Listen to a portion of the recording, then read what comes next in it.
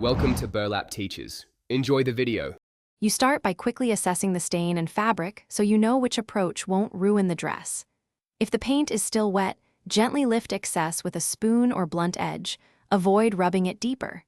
For dried paint, test a hidden seam with rubbing alcohol to check color fastness. Once done, lay the dress flat and place absorbent pads underneath the stain. This prevents transfer. Make sure to have white cloths and dish soap ready, because you'll need them immediately for the next step.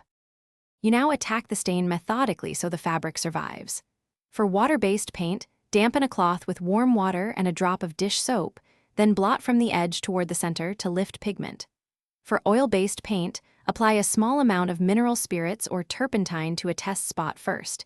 If safe, work the solvent onto the stain, then blot with clean cloths.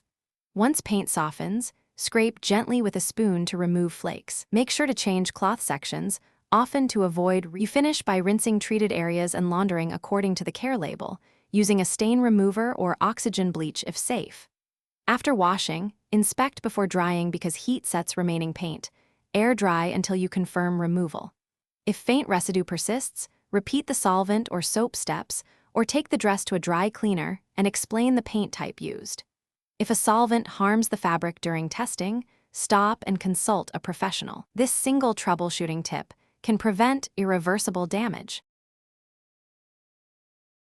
Thanks for watching. Consider subscribing if this video helped you.